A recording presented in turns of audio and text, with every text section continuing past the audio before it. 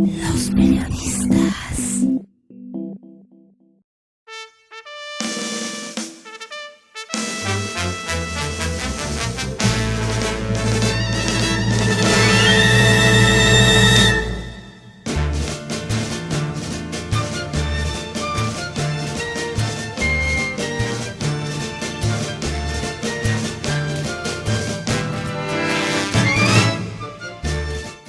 Después de tantas décadas, luego de tantos consejos, de tantas reflexiones sobre el picadillo de los chiles en nogada, al aventurero Salacaín se le hacían un tanto conflictivo, hasta molesto, volver a reparar en el tema de cómo era el picadillo original de los chiles en nogada.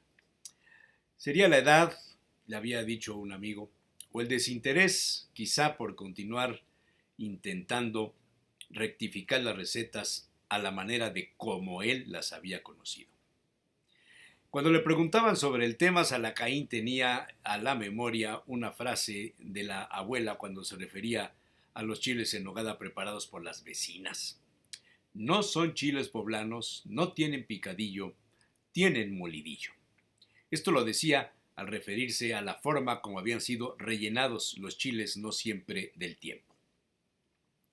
Sin duda, una de las partes importantes de los chiles en nogada lo constituían el llamado picadillo, cuya receta se perdía en la historia de la gastronomía desde principios del siglo XIX y cuyo tránsito experimentaba diversas experiencias en cuanto a los ingredientes.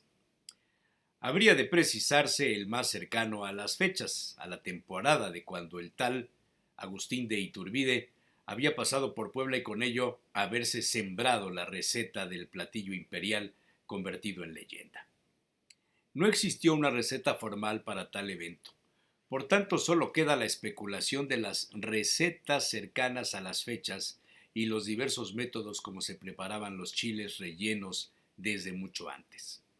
Los mesoamericanos comieron chiles, a veces los rellenaron. Durante la colonia se comieron chiles y los rellenos fueron modificándose. Los hubo según el estilo de las cocineras, la influencia de los migrantes e incluso el abasto a la mano. Era de pensarse como una cuestión de sentido común en aquel momento. Las monjas o las cocineras del convento tenían a la mano los productos del campo, de temporada, y con ello prepararon el picadillo para rellenar los chiles del tiempo y usaron la salsa de nuez de Castilla, ya conocida en otros platos años antes, para decorar el platillo ofrecido a Iturbide con los colores de la bandera trigarante, donde el verde, el blanco y el rojo le dieron el toque. El emperador fue una especie de conejillo de indias. Pero ¿cómo era el relleno? Esa cuestión había provocado serias discusiones entre los conocedores y aprendices del tema. Históricamente, contaba Salacaín, había antecedentes registrados en los recetarios, los hubo hasta con apellido. Por ejemplo, en 1831, el año más cercano a la visita de Iturbide a Puebla, apenas 10 años, el cocinero mexicano publica una colección de recetas sobre la cocina de la naciente nación. Una de ellas se denomina relleno mexicano y dice textualmente así: se pican bien partes iguales de carne de puerco y de carnero cocida. Se le echa ajos, cebollas, jitomate crudo, perejil, hierbabuena, y a todo bien picado se añade un migajón de pan mojado en caldo, huevos crudos, clavo, pimienta, sal, alcaparras, alcaparrones y acitrón. Otros en vez de alcaparras y alcaparrones echan pasas y cuartos de almendra pelada, y otros se las añaden sin quitar las alcaparras.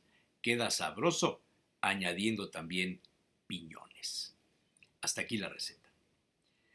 También Salacaín recordaba la cantaleta de la abuela y sus hermanas.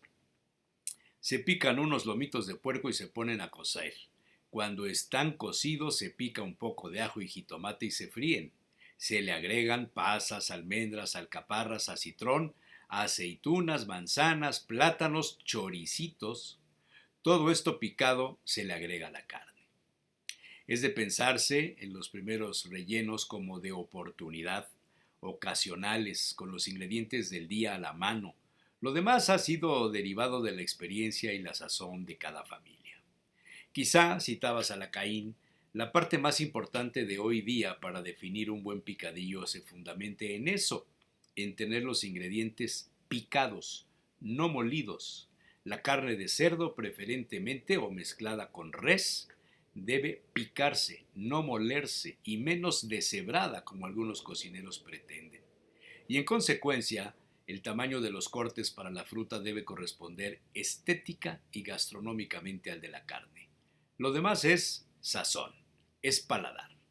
Y en eso se puede discutir mucho, pues, como siempre lo había dicho Salacaín, infancia es paladar. Pero esa es otra historia.